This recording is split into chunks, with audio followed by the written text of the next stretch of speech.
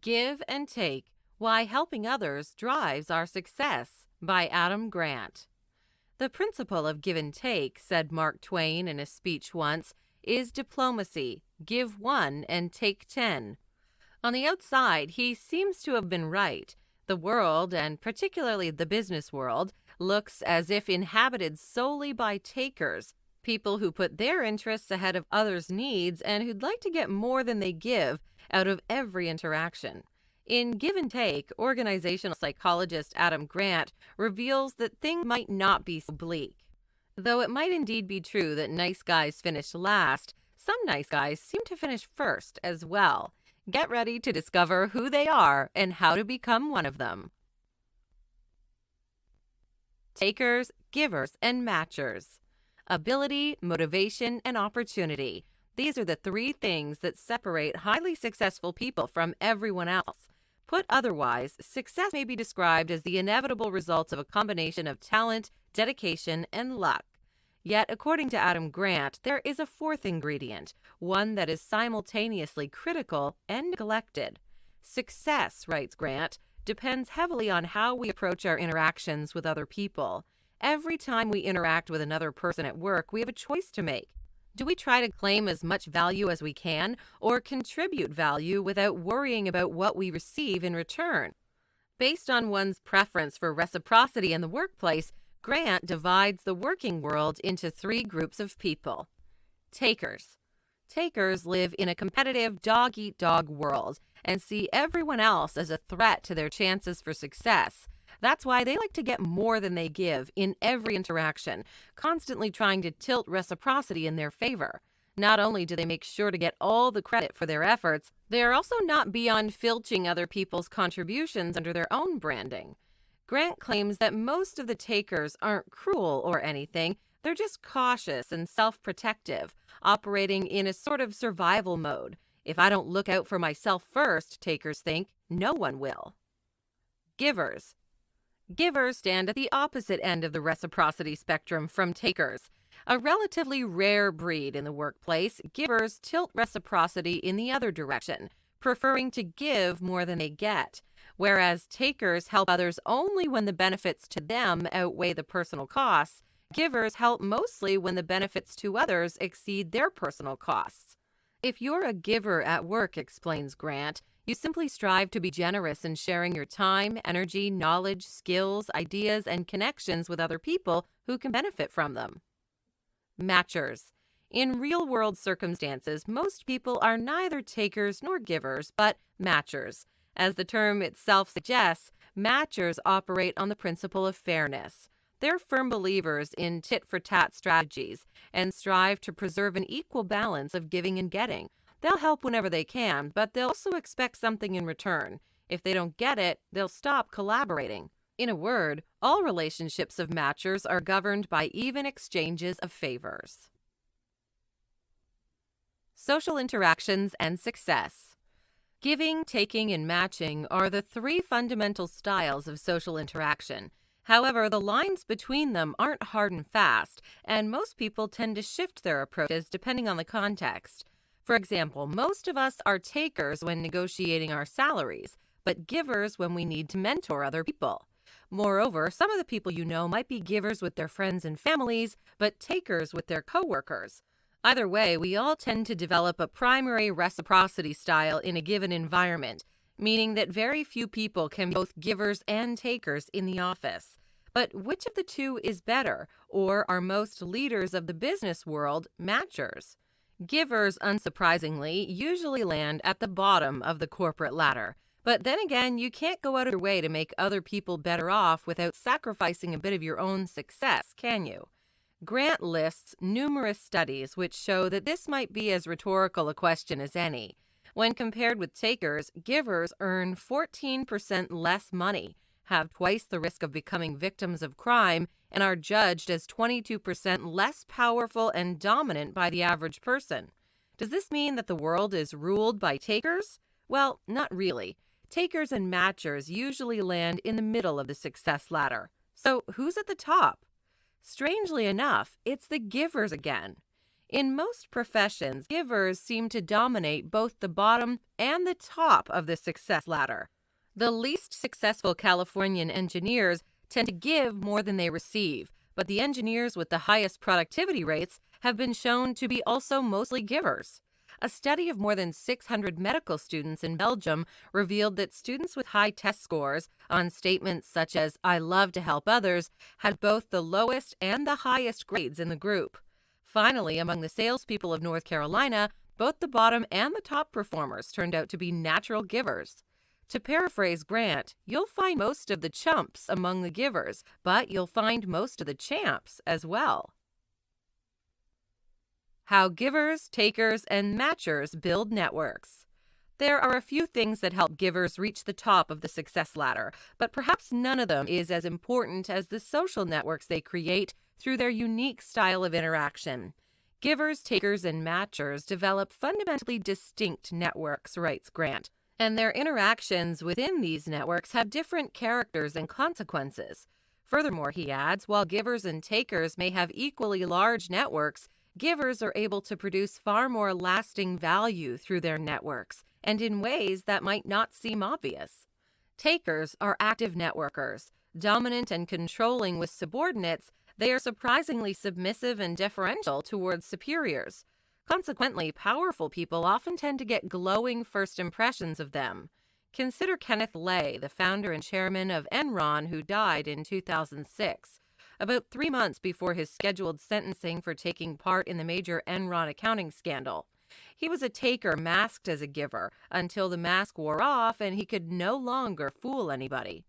Grant sums up Lay's behavior in a memorable modification of a well-known Dutch phrase. He rose by kissing up, but fell by kicking down. So do most takers. Obsessed with making good impressions upward, they treat all those that are beneath them badly. So once they reach the top, they're left with nobody around them to trust and rely on. Even when their networks seem to be working just fine, they're actually decayed. What's more, they're populated by people who want to punish the takers for their deplorable behavior in the past. Most of these punishers are matchers. Matchers give takers the benefit of the doubt at first, but once they feel they've been betrayed, they start doling out punishments, and they do this in the most widespread, efficient, and low-cost form there is: gossip. As more matchers start sharing their bad experiences about the takers in power, the less these takers are able to recycle their old strategies to advance and impress. Nowadays, thanks to social media, networks are far more transparent than ever before, and takers far less capable of tricking their way to the top. Transparent networks benefit givers the most, as their social circles are, by default, a product of love and care, and not a product of self-interest.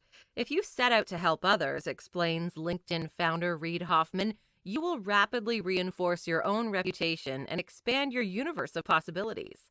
Silicon Valley entrepreneur Adam Rifkin, dubbed the world's best networker by Fortune magazine, has always been dedicated to adding value in his relationships. His rule and advice? You should be willing to do something that will take you 5 minutes or less for anybody.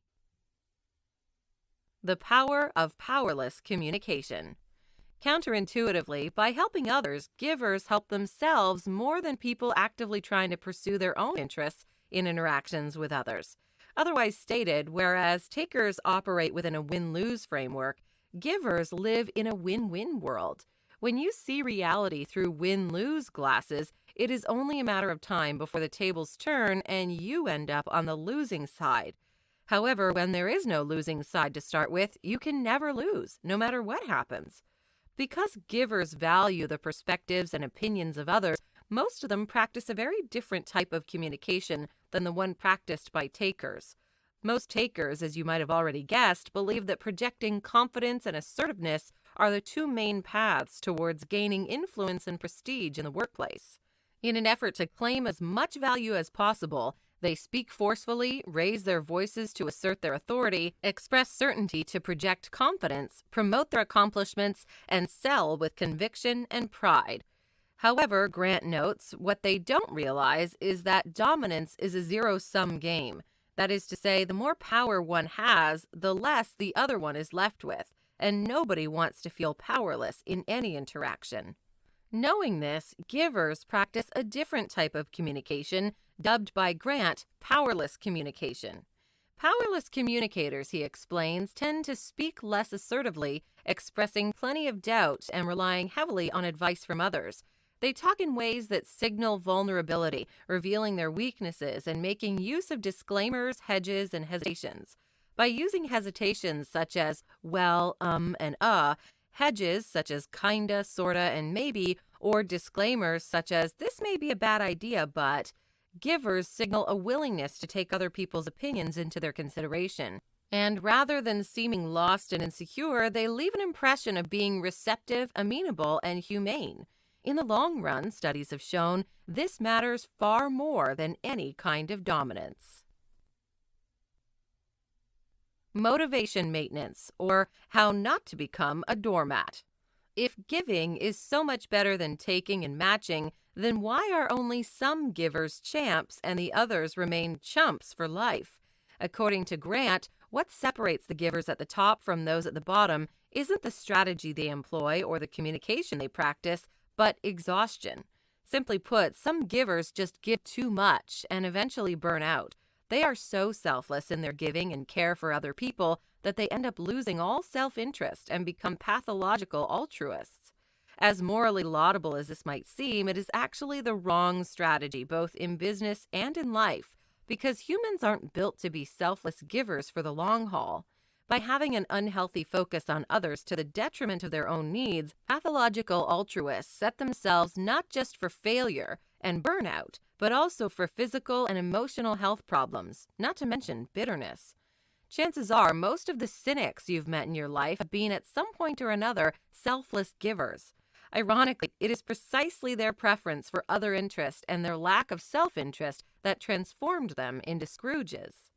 In reality, self-interest and other interest aren't opposite ends of a single continuum, but completely independent motivations, meaning you can have both at the same time. If takers are selfish and failed givers are selfless, Grant explains, successful givers are other-ish. They care about benefiting others, but they also have ambitious goals for advancing their own interests. Selfless giving in the absence of self-preservation instincts easily becomes overwhelming. Being otherish means being willing to give more than you receive, but still keeping your own interests in sight, using them as a guide for choosing when, where, how, and to whom you give. So, to sum up, the best way to advance in business and life is to be a giver with a flexible reciprocity style. Trust and help people by default, but use your self-interest as a guide. Also, be prepared to become a matcher from time to time, especially when confronting a taker in giver's clothing. Grant calls this a generous tit-for-tat approach. We call it common sense. Final notes. Described as a brilliant, well-documented, and motivating debunking of the good guys finish last myth by productivity guru David Allen, Give and Take is an insightful and interesting read that cannot help remind one of Malcolm Gladwell's work. Hopefully, Grant is right in his conclusions as well, as we would never like to live in a world where he isn't. If there's some justice, the givers shall inherit the earth. At least for a while, it's nice to read someone saying that they're already in power. Hi, I'm Rhonda, and this is an exclusive audiobook video recorded for the Audiobook Master channel. Enjoy your audiobook and have fun learning. Don't forget to subscribe and hit the notification button so you'll get updated on our next upload. If you liked the video, give us a thumbs up and say your thoughts about the book we just covered. Do you want to listen to a summary or review of a book that we haven't covered in the past? Say it in the comments below or send us a message. Don't forget to check our other uploads. Enjoy listening!